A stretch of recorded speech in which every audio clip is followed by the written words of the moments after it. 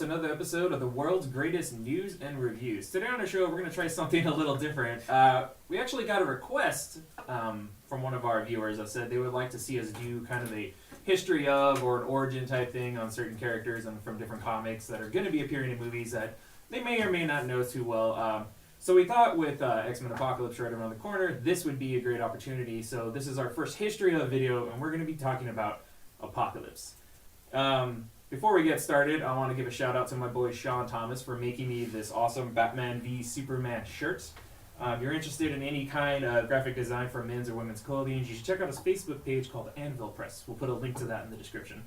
Okay, so let's get started. History of Apocalypse. Now, as you guys probably know, with most comic book characters, there are several different imaginings of his origin, usually reboots, retellings, all that kind of stuff. So I'm going to keep it kind of simple, and I'm going to stick to primarily the time in ancient Egypt when he was first assuming his powers. Then we'll talk about his powers and abilities, and then we'll talk about a little bit of what we want to see from him in the movie. So, first off, Apocalypse was created by writer Luis, how do you say that? Simonson, and artist Jackson Geiss. First appeared in X Factor number 5 in 1986. He's an ancient Egyptian born about 5,000 years ago, and even as an infant, he kind of freaked people out, inspired fear, because he was, what we had considered deformed. He had the gray skin, blue lines that are, the signature of the character in his mouth. He's really ugly and deformed looking. He was actually abandoned by his parents and left to die outside of his tribe. Fun fact, his tribe was in the Valley of Kings, where most of the old pharaohs are buried. So what ended up happening was a roving band of nomadic riders stumbled across the infant, and their leader, Baal, kind of recognized his potential for power and adopted him basically as his own son. So Apocalypse's original name, which was given to him by Baal, is In-Saba-Nur, which literally means the first one, as he is, the first mutant, or at least the first mutant that we know about at this point.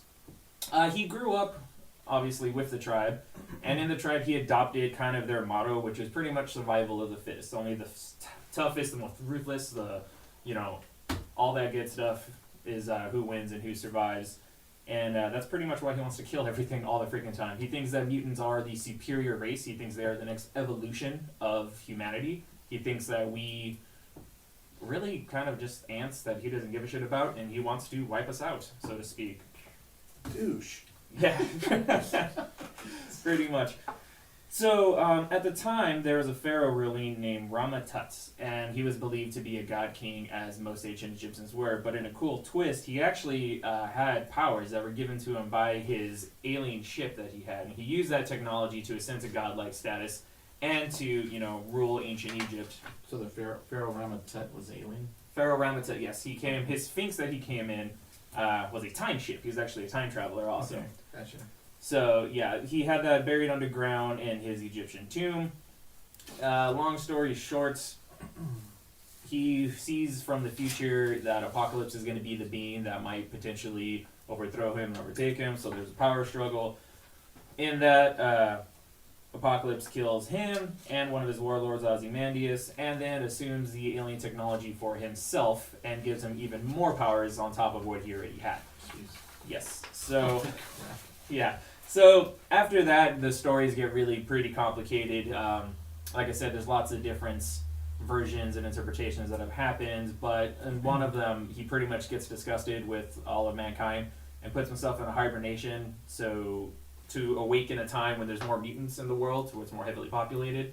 I can't remember which time-traveling mutant it was that came back and woke him up. I think that's kind of what the plot's going to be in the movie. He's going to wake up, see that the mutants have, amassed a decent size, and now he's ready to wreck shit. So, some quick powers and abilities.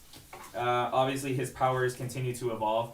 He's damn near immortal, and that was enhanced by his celestial freaking magic that he got.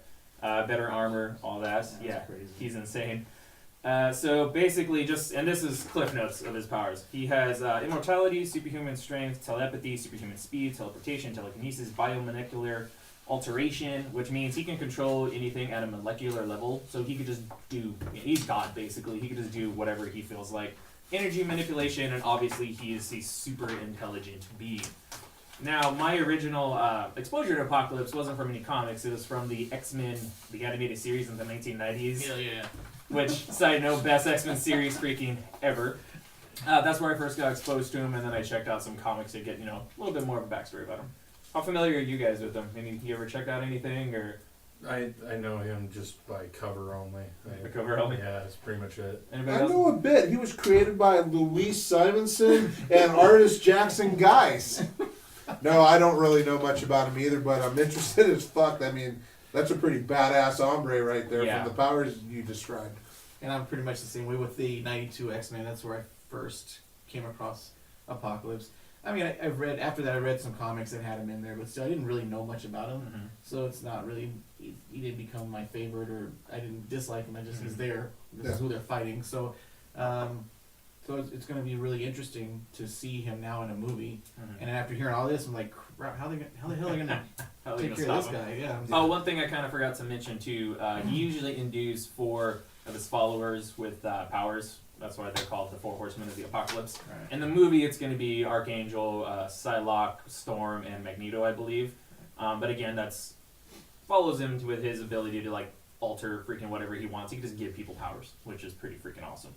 So he's my favorite, or one of my favorite X-Men villains, and I'm super excited to see him in this movie. Oscar Isaacs is a phenomenal actor. You know him as Poe from Jeez. Star Wars. That guy's been in a lot Yeah, of stuff. In Ex Machina, he kills it in everything he's in. And I think based on the trailer so far, they seem to be doing the character pretty good justice. Yeah. I'm super excited for this movie, and yeah, I please don't suck. His the characters that he plays are so, I mean, there's so many different types of characters. So when I saw the trailer for X-Men and I saw Apocalypse, and then you told me who it was, Mhm. I'm like, what? Yeah. Like I didn't even think that was him. Poe.